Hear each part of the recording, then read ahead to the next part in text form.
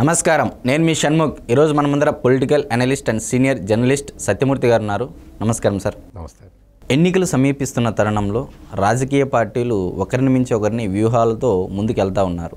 So అందులో భాగంగా జగన్మోహన్ రెడ్డి గారు గత 2 ఏళ్ల నుంచి ఒక మాట చెప్తా వచ్చారు. నేను సింహం, సింగిల్గానే వస్తాను అని చెప్పేసి చెప్తా ఉన్నారు.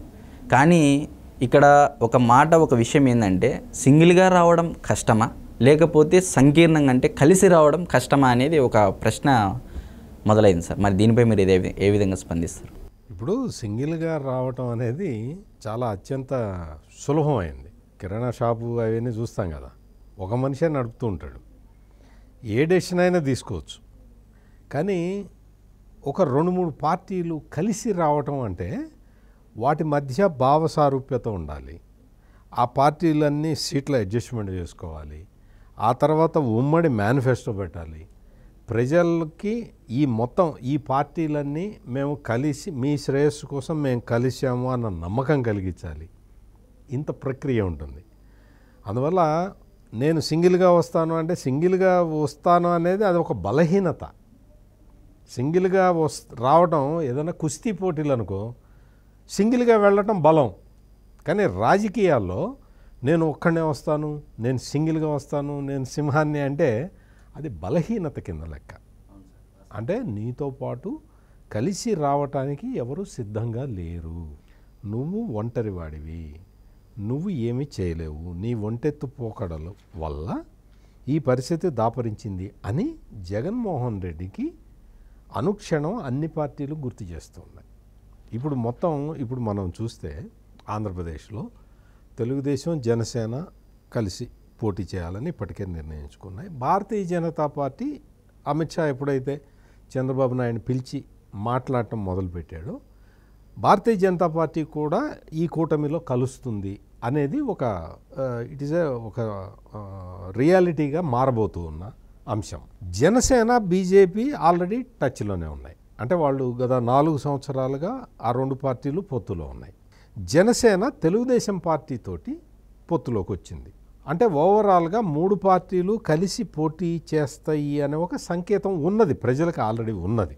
కాకపోతే ఏంటి అంటే భారతీయ జనతా పార్టీ కొన్ని వాళ్ళ జాతీయ స్థాయిలో వాళ్ళు చూసుకోవాలి, వాళ్ళు ఎన్డీఏని బలోపేతం చేసుకోవాలి.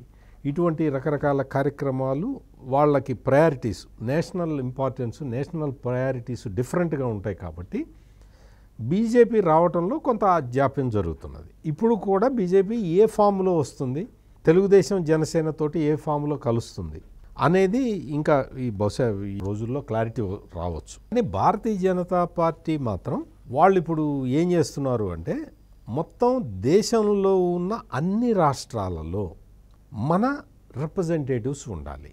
అంటే లోక్సభలో అన్ని రాష్ట్రాలలో భారతీయ జనతా పార్టీ ప్రతినిధులు ఉండాలి అనేది వాళ్ళు ఒక టార్గెట్ పెట్టుకున్నారు. అంటే ఇప్పుడు ఉదాహరణకి ఆంధ్రప్రదేశ్ ఉన్నది. ఆంధ్రప్రదేశ్లో భారతీయ జనతా పార్టీకి ఒక్క పార్లమెంటు స్థానం కూడా రావటానికి అవకాశం లేదు, అంటే మామూలు పరిస్థితుల్లో.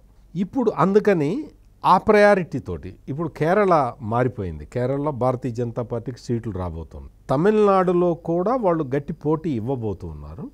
బహుశా నేను అనుకోవటం ఒక 2-3 స్థానాల్లో తమిళనాడులో కూడా గెలవటానికి అవకాశం ఉంది. ఇంకా పోతే వెస్ట్ బెంగాల్లో అయితే చాలా స్ట్రాంగ్గా ఉన్నది.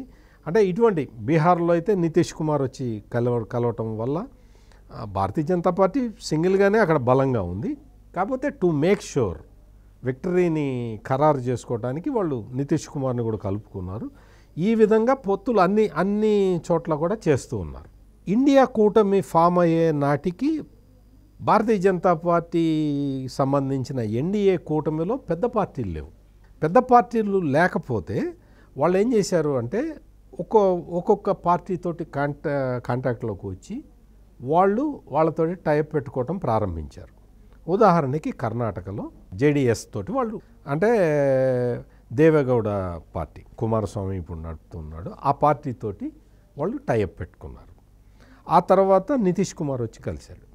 ఆ తర్వాత ఇప్పుడు తెలుగుదేశం పార్టీని మళ్ళీ ఎన్డీఏ ఫోల్డ్లోకి రమ్మని వాళ్ళు అడుగుతున్నారు. టాక్స్ అవి నడుస్తూ ఉన్నాయి. అంటే ఎన్డీఏలో భాగస్వామ్య పక్షాలని పెంచుకుంటున్నారు. అట్లా కాకుండా మాకు 400 సీట్లు వస్తాయి అన్న ఒక ధైర్యంతో భారతీయ జనతా పార్టీ సింగిల్గా పోటీ చేయొచ్చు.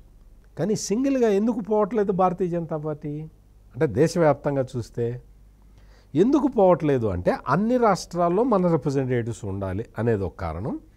రెండోది ఏంటి అంటే దేశం మొత్తంలో 50% కన్నా ఎక్కువ ఓట్లు సాధించాలి అనేది బీజేపీ పెట్టుకున్న టార్గెట్.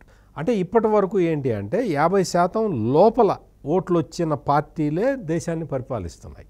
భారతీయ జనతా పార్టీ క్లియర్గా ఒక ఇది పెట్టుకున్నది, 50% కన్నా ఎక్కువ ఓట్లు సాధించి మనం అధికారంలో ఉండటం వల్ల మెజారిటీ ప్రజలు మనతోటి ఉన్నట్టు ఉంటుంది, అందువల్ల మనం తీసుకునే నిర్ణయాలకి యాక్సెప్టెన్స్ ఉంటుంది అనేది బీజేపీ క్యాలిక్యులేషన్. దీనికోసం వాళ్ళు ఎంత కష్టపడి ఉంటారు. అదేవిధంగా ఆంధ్రప్రదేశ్ విషయానికి వస్తే తెలుగుదేశం పార్టీకి ఇప్పుడున్న పరిస్థితి మొత్తం దేశం మొత్తం తెలుసు. అక్కడ జగన్మోహన్ రెడ్డి మీద యాంటీ ఇన్కంబెన్సీ ఫ్యాక్టర్ చాలా ఎక్కువగా ఉంది. జగన్మోహన్ రెడ్డి చాలా నియోజకవర్గాల్లో ఓడిపోతాడు, పార్లమెంటు సీట్లు కూడా ఎక్కువ వచ్చే అవకాశం లేదు. ఈ విధమైన పరిస్థితులు ఆంధ్రప్రదేశ్లో ఉన్నాయి అనే విషయం అందరికీ ప్రపంచం మొత్తానికి తెలుసు. అన్ని సర్వేలు ఇప్పటికే చాలా ఇండియా టుడే సర్వే చెప్పేసింది సార్. ఇండియా టుడే 8 పార్లమెంటు స్థానాలు ఇచ్చింది, కానీ వాస్తవంగా అయితే ఆ 8 కాదు కదా, ఒక 2-3 కూడా వచ్చే పరిస్థితి లేదు. జగన్మోహన్ రెడ్డి పార్టీ అంత ఇదిగా ఉన్నది. మనం ఇప్పుడు సంకీర్ణ రాజకీయాల విషయాలకు వస్తే తెలుగుదేశం పార్టీ సింగిల్గా రావటం అనేది పెద్ద విషయం కాదు. కాకపోతే ఏంటంటే ఓట్లు చీలకుండా చూసుకోవాలి. పవన్ కళ్యాణ్ ప్రయారిటీ కూడా అదే, ఓట్లు ప్రతిపక్ష ఓటు చీలకుండా ఉండాలి అని, చీలకుండా చూస్తాను అని చెప్పి పవన్ కళ్యాణ్ ఇప్పటికే చాలాసార్లు చెప్పాడు. అదేవిధంగా ఇప్పుడు చీలితే ఏమవుతుంది అంటే జగన్మోహన్ రెడ్డి అధికారంలోకి రావడం అనేది జరగదు, కానీ ఎక్కువ సీట్లు రావడానికి అవకాశం ఉంటుంది. అంటే పవన్ కళ్యాణ్ ఈ విషయం కూడా కరెక్ట్గా చెప్పాడు. ఏంటి అంటే వైఎస్ఆర్ కాంగ్రెస్ పార్టీకి సింగిల్ డిజిట్ సీట్లు వచ్చేలాగా మనం చేయగలిగితే పెట్టుబడిదారులకి కూడా కాన్ఫిడెన్స్ వస్తుంది. ఇప్పుడు 5 సంవత్సరాల తర్వాత అధికారం మారుతూ ఉన్నప్పుడల్లా ఇప్పుడు జగన్మోహన్ రెడ్డి చూస్తున్నాం కదా, అమరావతి నుంచి రాజధానిని ఎత్తేయటం, పెద్ద పెద్ద కంపెనీలని వెళ్ళగొట్టడం, ఆ సాఫ్ట్వేర్ ఇండస్ట్రీనే అసలు లేకుండా చేయటం, ఇటువంటివన్నీ చూస్తున్నాం కదా. మళ్ళీ రేపొద్దున తెలుగుదేశం అధికారంలోకి వచ్చిన తర్వాత మళ్ళీ 5 ఏళ్లలో పాలసీ మారుతుందేమో అన్న ఉద్దేశం ఉంటే పెట్టుబడిదారులు రారు అసలు రాష్ట్రానికి. అవును సార్.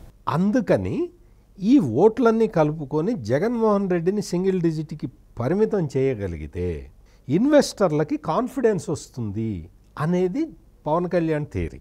తెలుగుదేశం పార్టీ కూడా అదే యాంగిల్లో ఆలోచిస్తున్నది. ఇప్పుడు భారతీయ జనతా పార్టీ నేషనల్ లెవెల్లో ఎట్లా ఆలోచిస్తున్నదో చెప్పాను.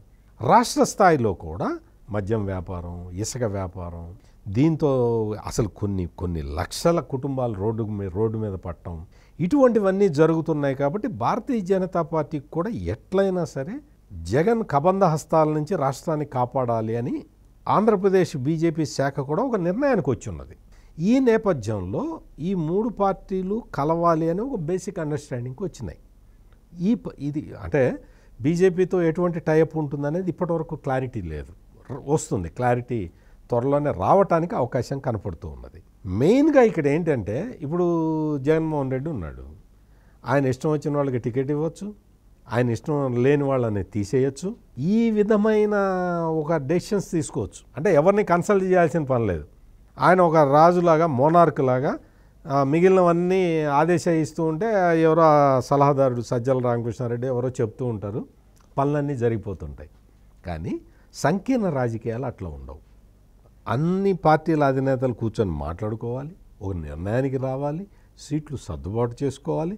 సీట్ల సర్దుబాటు సమయంలో ఏదైనా ఒక ఇది వస్తే, ఏది తేడా వచ్చిందనుకో, వాళ్ళ నాయకుల్ని సర్దుబాటు చేసుకోవాలి, వాళ్ళకి చెప్పాలి, వాళ్ళని కన్విన్స్ చేయాలి.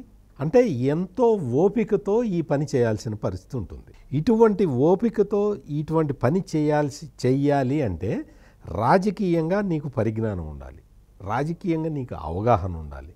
ఇవన్నీ లేకుండా నేను సింగిల్గా వస్తానంటే సింగిల్గా రావటం నీ బలహీనత. మరైతే ఈరోజు సంకీర్ణ రాజకీయాల పట్ల ఏ విధంగా అయితే రాజకీయ పార్టీలు వెళ్తూ ఉన్నాయో ఎన్నికలు సమీపిస్తున్న తరుణంలో ఎలా ఉంటుంది, సింగిల్గా వస్తే ఎలా ఉంటుంది, సంకీర్ణంతో వస్తే ఎలా ఉంటుంది అనేది మనకు చాలా బాగా వివరించారు. మరొక అంశంతో మళ్ళీ కలుద్దాం. నమస్కారం.